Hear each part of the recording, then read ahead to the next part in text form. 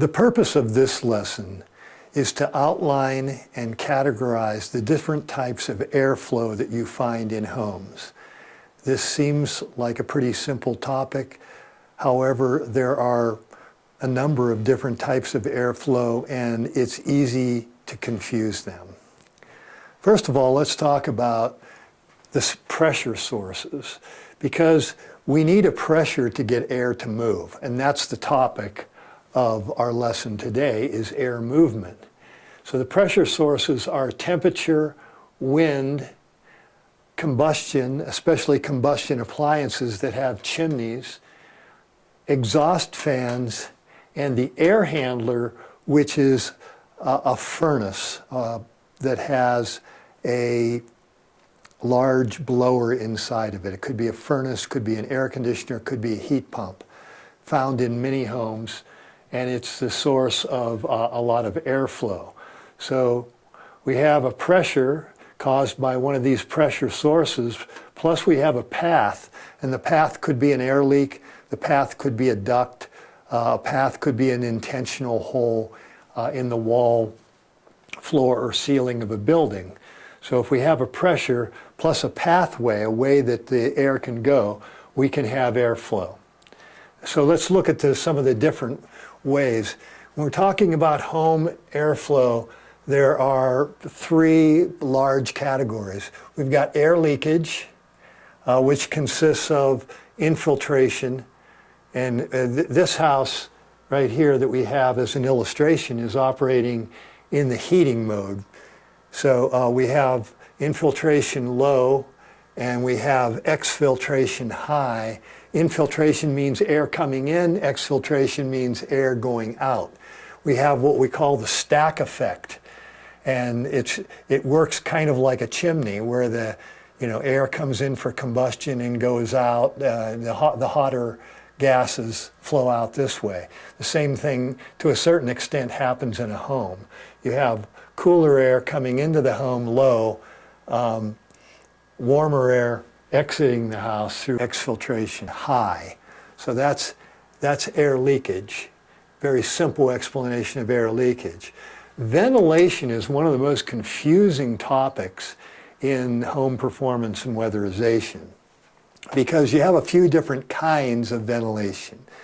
You have ventilation that's intentional ventilation driven by a fan, and you have local ventilation, which occurs in the bathroom and the kitchen just to get rid of the pollutants there. And then you also have whole house ventilation, which may be a separate fan, may be the same one. The point is the air is moving because of a fan. And sometimes you have both an exhaust fan and an intake fan. For example, if you have a ventilation system in your house with ducts to every room, then you would have a fan that brought the air in and a fan that took the air out for whole house ventilation. Local ventilation in the kitchen and bathroom, whole house ventilation, keep the air in a tight home healthy. But there's other kinds of ventilation also. You have roof ventilation. Roof ventilation, you're just circulating outdoor air in through soffit vents and causing it to flow next to the roof deck. What we're trying to do here in the wintertime is to keep the roof deck cold. Why do we want to keep the roof deck cold?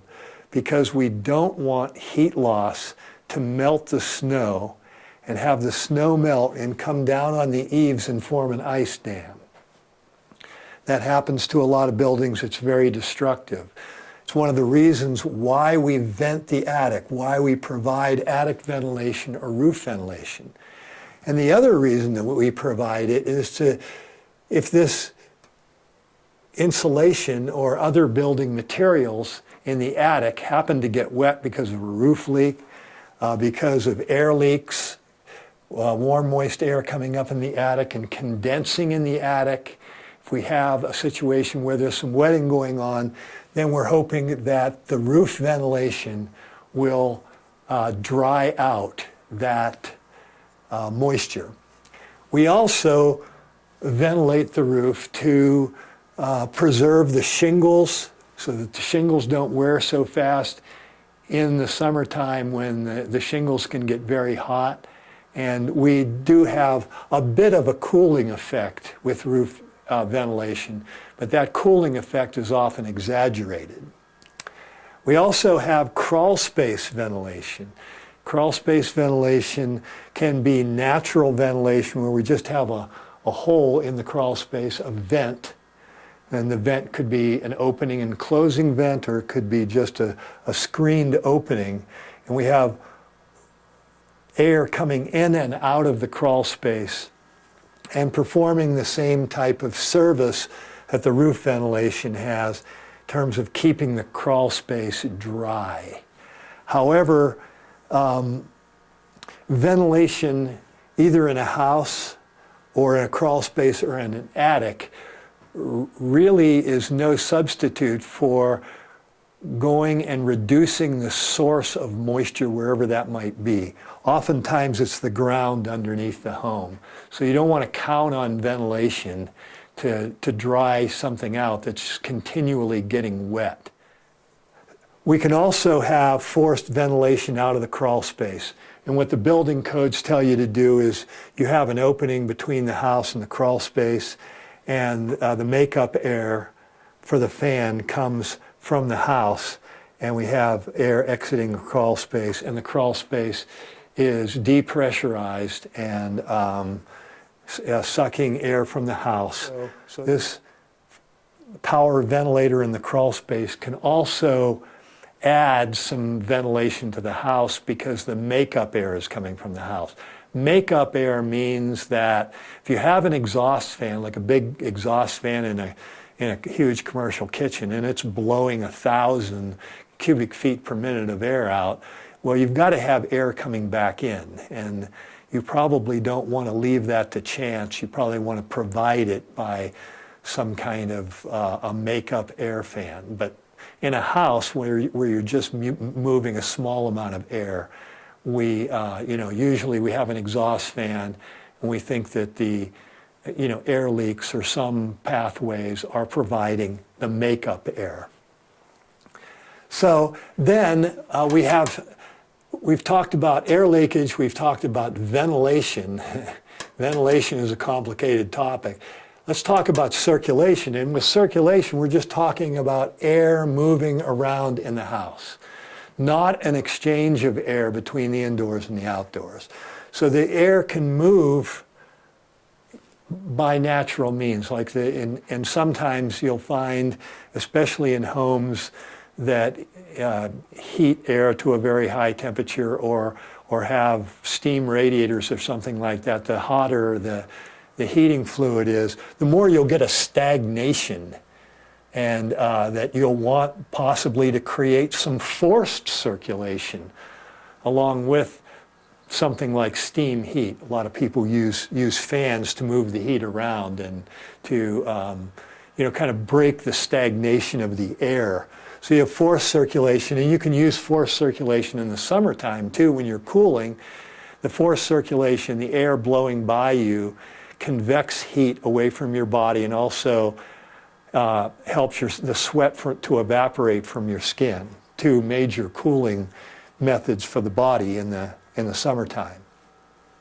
Then there's the air handler, which also circulates air. In the wintertime, we've got the air handler sucking in the cold air from the floor, blowing it across the heat exchanger where it's heated, and then providing warm air to the house. But this is just a circulation path. There isn't anything happening in the way of air exchange between the indoors and the outdoors, just the air circulating.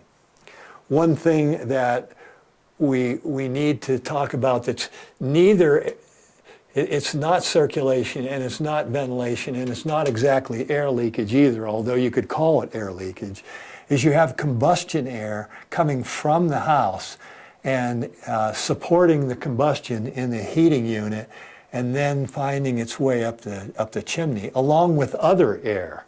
So the chimneys, anytime you have a chimney, you have something that is akin to a small exhaust fan So this is the way that air moves around, that air flows in a home. I just wanted to identify the different types of air movement and give you some vocabulary so you can discuss it.